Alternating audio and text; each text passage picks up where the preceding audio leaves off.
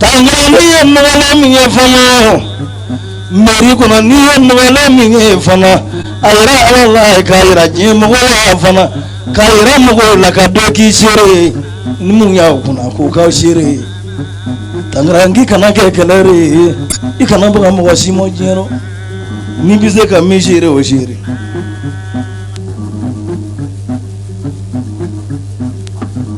tajuru sara kano bereketa oto ala fa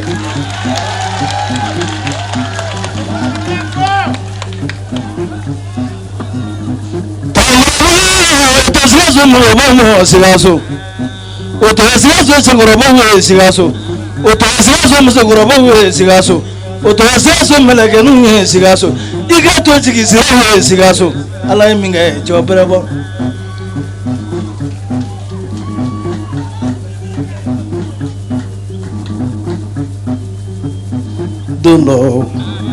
don't know.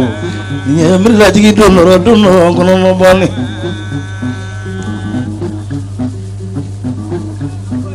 Can you go fly? Close fly.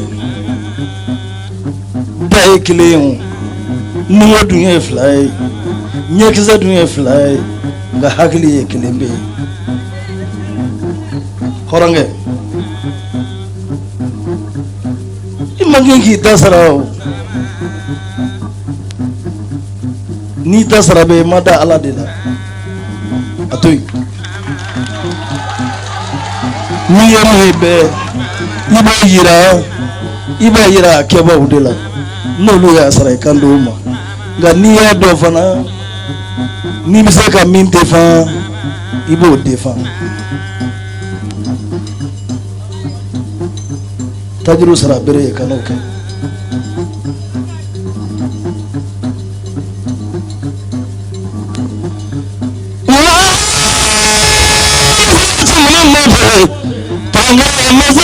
no sume nikanga durufa bai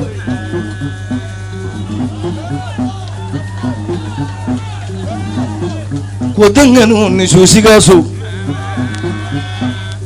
musagorobo ni so sigaso musagorobo ni so sigaso mulaganu ni so sigaso misanu ni so sigaso asomata demiso abemi Abaraka suboli lila asomata abaraka kleboli lila asomata ayabo nyawo dialani tangara inisu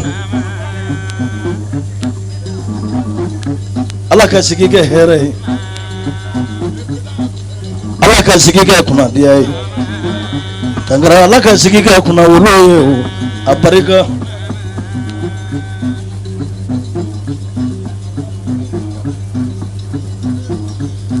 Tangara aki miri malakanona asomata malakanona ulowe asomata president anaka chemisano ubi kleo ubi bole motoula ubi shi ubi bole motoula ubi agiri ubi yala unu hakli debe nyonfe uma keleke uma bregurunda uma muruta uma jeleta emuso tola imuso jila ima fini duma ima wari duma ko be ala ko biko no ala kele kala ko demisanu nguna wolo ko demisanu nga horonya yira wala ikan kato ala ko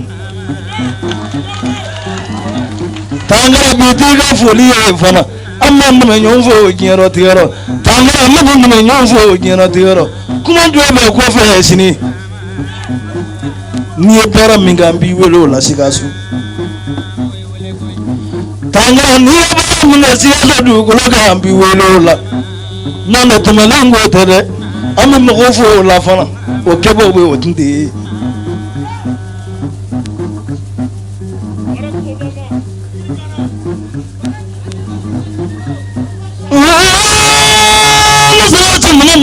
tangara sigasu du ko la baraka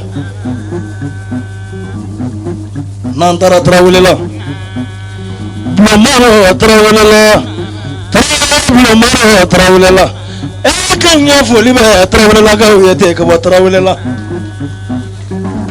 See, Blomaro, Chibaka Blomaro, Abarica.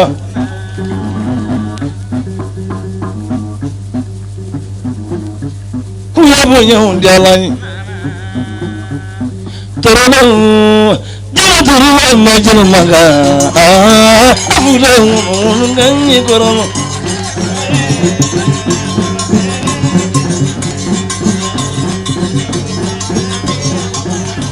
Ganu, Gadu Gunu,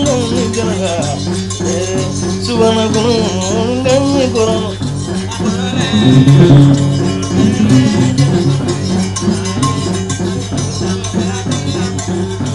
Sumata, Asumata, Alafolia, when you were a Sigaso,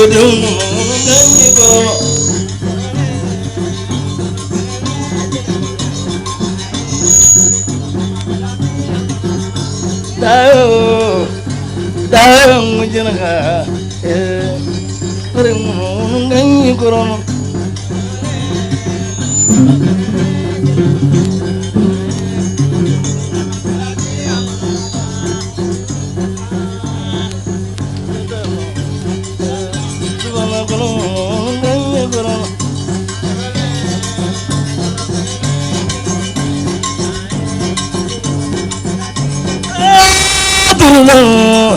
Kati kono gani waraka, oma subana kono gani korano.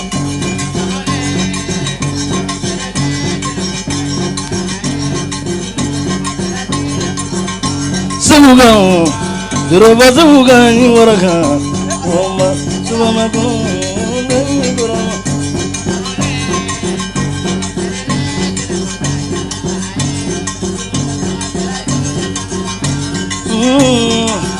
Zumala ngu waraka wahabia afure ngunu kumadu zetete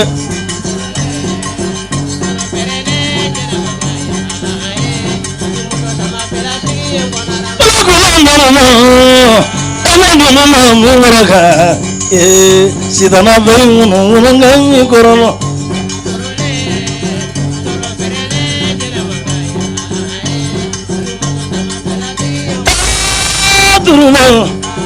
Kati kono gani janaganye, subana feng gani korono, torala, jana torula ngo janaga, subana kono di korono. Dansogo.